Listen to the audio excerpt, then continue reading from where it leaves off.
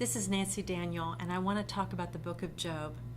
I want to share some brief thoughts that the Lord gave me. Throughout the Old Testament, all the books tell you that there is reward for righteousness. That if you do one thing, like as in Deuteronomy, the rules were laid out, and if you do rightly, there will be a reward. In the book of Job, this is one book, I think there were two, I think Ecclesiastes is the other, that it's not being righteous for reward's sake, but righteous for righteousness' sake.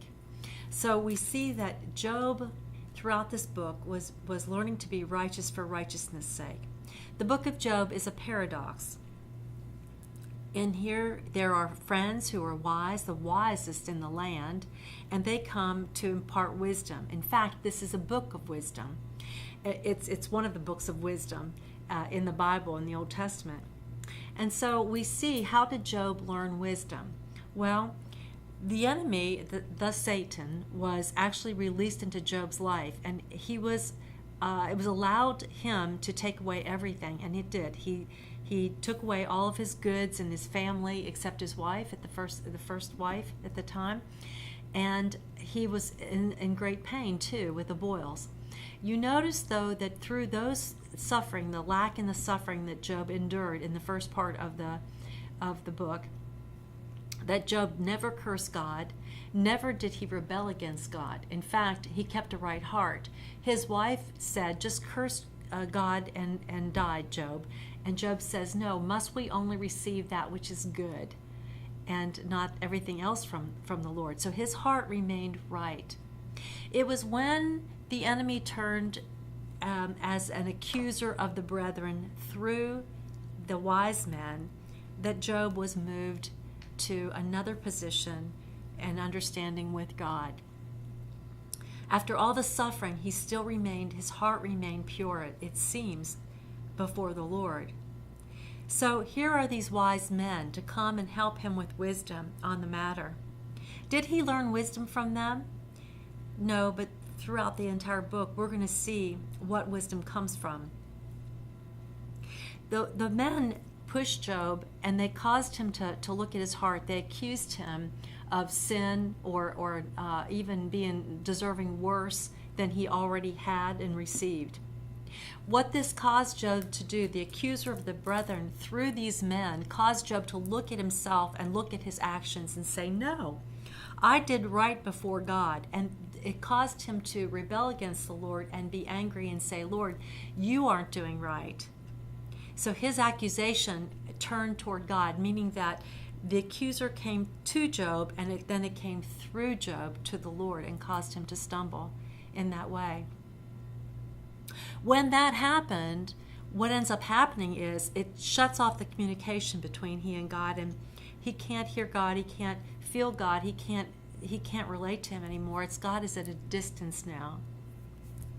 So what happens? Eliyahu steps in, and he's the youngest, and he begins to tell truth now. And through that truth, a portal is opened, and the truth allows the Lord to come in and really talk to Job, because this truth opens up a place where God now can communicate with Job, and Job can communicate with God.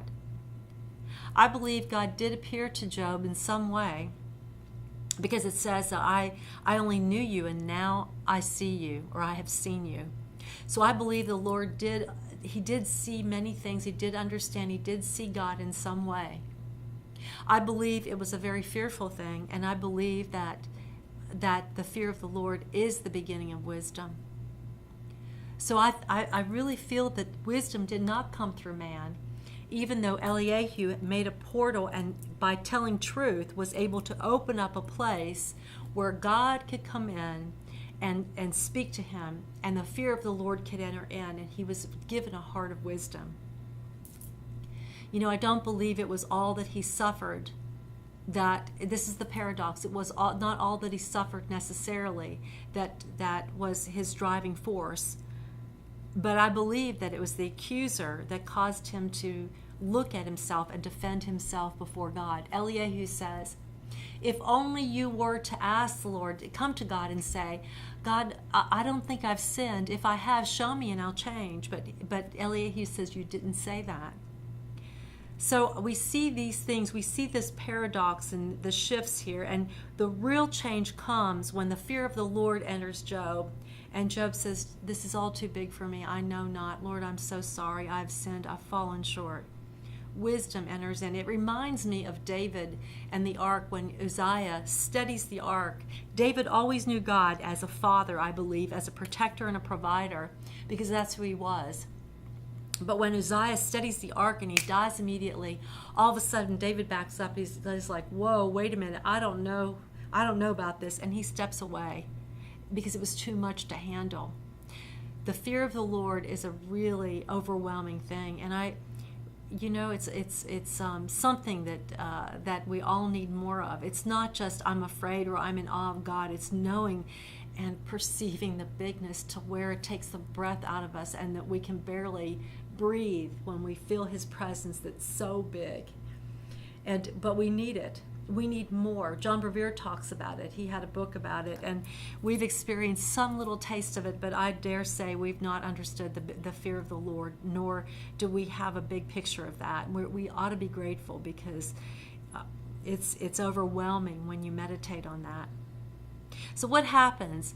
After Job repents, then the friends come and God tells them to bring the animals and take them to Job, and Job will forgive them and make the sacrifice. And once Job forgave his friends, then God restored Job doubly. I don't believe that this book is as much about loss and lack as it is really about understanding and having the fear of the Lord and knowing what to do when those things happen. Don't you find it interesting that Job didn't fall apart? That he really just went to the Lord in sackcloth and ashes, like, Lord, obviously, from ashes I came, to ashes I'm going to return. Like, Job understood those things. It was just when he was pressed and the accuser was allowed to accuse God that it caused him to stumble. I pray that we would have an understanding of the fear of the Lord and have wisdom. And Lord, I do ask you that in the hearing of my voice, that we would always be able to come to you and ask you, Lord, I don't see sin in my life. I don't see where I have fallen short. But if I have, show me that I might repent. That's wisdom. That would be wisdom, to go to the Lord and not to accuse him and say, Lord, you owe me. God doesn't owe us anything. I say that and I'm just overwhelmed, because the thought of it is we feel like we're righteous, that we are righteous and we're doing right. But the idea of this book is to be righteous for righteousness' sake, not for reward's sake. The Lord does promise reward, and you will have a reward, and a great one at that. The reason that we do it is because we love him. It's really hard to keep the main thing, but I pray God would give us wisdom to be able to do that.